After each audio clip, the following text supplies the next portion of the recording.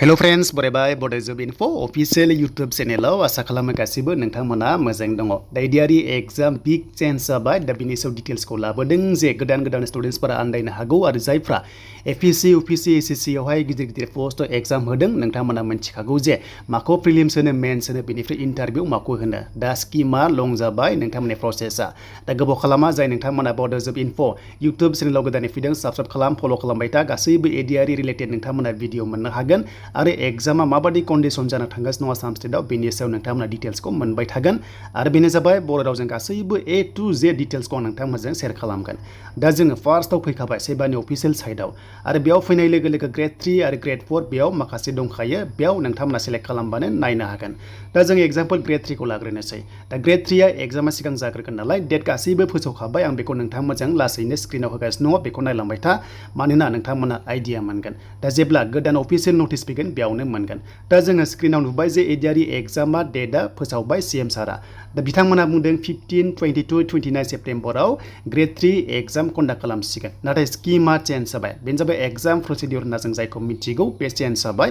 थांनाय बारखौ फल' खालामासै देग्लाय गोदान फल' खालामबाय सेन्ट्रेल बायदि बेनो जाबाय गुबुन APC UPC बायदि फल' खालामबाय जेराव नोंथांमोना फर्स्ट स्टेज सेकेन्ड स्टेज बेनिफ्राय थार्ड दङ दा बेखौ जों बोरै मोनथिगोन जायफ्रा गोदान स्टुडेन्टस दा जोङो Gr.3 खौ जों नायग्रोनोसै Gr.3 एग्जाम डेटखौ नोंथांमोना मिथिखाबाय जे 15, 22, 29 सेप्टेम्बर सानडेआव एग्जाम कन्डाक्ट खालामगोन आरो Gr.3 होनोबा जोंहा केटेगरि वाइसआव 1, 2, 3 केटेगरि दंमोन ना नोंथांमोना गोसोआव दङ जानांगौ अके दा सिगांनि एग्जामा जोंहा फार्स्टआव एग्जाम बेनिफ्राय सेकेन्डआव स्किल टेस्ट जानानै भाइभा टेस्ट खालामनानै साख्रि मोनोमोन नाथाय एबारे बिग चेन्ज खालामबाय CM सार बुंनाय बायदिब्ला थ' बेनो जाबाय फार्स्टआव नोंथांमोना प्रिलिम्स एग्जाम जागोन APC आव जेरै प्रिलिम्स एबा एन्ट्रेन्स टेस्ट जाग्रोयो APC बायदि प्रिलिम्स एग्जाम जागोन स्टेज 1 आवहाय 15 सेप्टेम्बरनिफ्राय बि जागायसिगोन ग्रेड वाइसआवहाय थ' बेखौ बोरै खालामगोन होनोब्ला जायफ्रा गोदान स्टुडेन्टस नोंथांमोना आन्दायनो हागौ मोजां नायबानो जाबाय भिडिअखौहाय एन्ड जोबजासिम नाय बेनिफ्राय लास्टआव कमेन्ट्सखौ नोंथांमोना खालामनो हागोन दा स्टेज 1 हिसाबै नोंथांमोना मिथिगौ जे एबारो चेन्ज जाबाय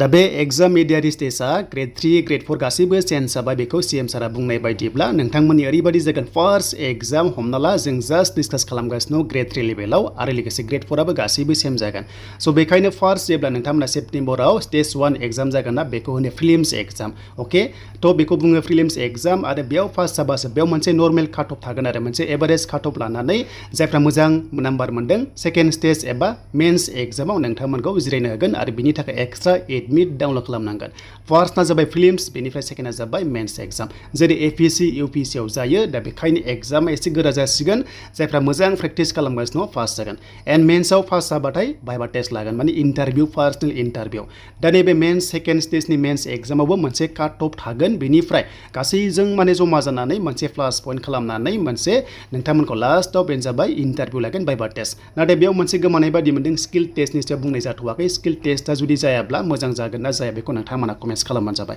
थांनाय बाराव फार्स्टआव एग्जाम बेनिफ्राय सेकेन्डआव स्किल टेस्ट बेनिफ्राय इन्टारभिउमोन नाथाय एबारे एग्जाम पेटार्नआ चेन्ज खालामनाय बायदिब्ला फार्स्टआव प्रिलिम्स एग्जाम बेनिफ्राय सेकेन्डआव मेन्स एग्जाम बेनिफ्राय थार्डआव इन्टारभिउ एबा भाइभा टेस्ट अके स' बे लं प्रसेस जाहैसिगोन एन्ड बेनिफ्राय नोंथांमोना माने आपडेट जानायखौ नुबाय आसाम स्टेटआवबो बेबादि कन्डिसनाव लायोबा खायसेनि थाखाय मोजां आरो खायसेनि थाखाय गोरा जागोन एग्जाम प्रसेसआ बेखौ नोंथांमोना कमेन्ट्स खालामदो दा फैबाय जों Gr.4 आव स' Gr.4 आव फैनाय लोगो लोगो बिनि एग्जाम डेटआबो नोंथांमोना मिथिखाबाय जे स' बिनि एग्जाम डेट होनोबा नोंथांमोननि Gr.4 लेभेलाव जेरावनोखि नोंथांमोननि क्लास 4 होनना बुङोबा जेरावहाय Gr.4 आ मोननै दंमोन आरो हमना ला मोनसेया जाबाय क्लास 8 लेभेलनि बेनिफ्राय मोनसेया जाबाय क्लास 10 लेभेलनि Gr.4 दा बे Gr.4 आवबो माखासे केटेगरि दङमोन जेराव क्लास 8 फार्स्ट लेभेल 10 लेभेल नालाय दा बेखायनो एग्जामा जागायसिगोन बेनो जाबाय 20 अक्ट'बराव बेनिफ्राय 27 अक्ट'बराव नोंथांमोननि एग्जाम जासिगोन अफलाइन एग्जाम लकेलावनो एग्जाम जागोन अके क्लास 8 लेभेलनि बेनिफ्राय 10 लेभेलनि स' बेयावबो नोंथांमोननिया प्रिलिम्स एग्जाम दङ बेनिफ्राय मेन्स एग्जाम दङ बेनिफ्राय आरोबाव लास्टआव बेनो जाबाय भाइभा टेस्ट दङ माने फार्स्टआव बेयावबो नर्मेल काट अफ थांगोन प्रिलिम्सआवहाय बेनिफ्राय मेन्सआवबो काट अफ थांगोन बेनिफ्राय भाइभा टेस्ट बेयाव गासैबो जमा दाजाबनानै नाम्बारा जमा जानानै मोनसे काट अफ दिहुनगोन आरो बेयाव काट अफआव जायफ्रा मोजां नाम्बार मोनो साख्रि मोनगोन गुबुन अफिसाव नोंथांमोना पस्टिं जाहैसिगोन दा बेखौ नायोबा नोजोर बोनानै जों मिथिबाय जे आसाम स्टेटआ एग्जामिनेसनखौ आपग्रेड खालामगासिनो दा जेराव कम्बाइन एग्जाम फार्स्टआव प्रिलिम्स मेन्स बेनिफ्राय इन्टारभिउ दा बे सिस्टेमखौ लाबाय दा स्किल टेस्टआ जागोन ना जाला ग्रेड 3 आव दा बेनि सायाव आपडेट फैथ'वाखै आरो जेब्ला फैयो नोंथांमोना मोननो हागोन दा जायखिजाया मोनथिबाय जोंनि एग्जामा माखासे चेन्ज जाबाय बेनो जाबाय ADRE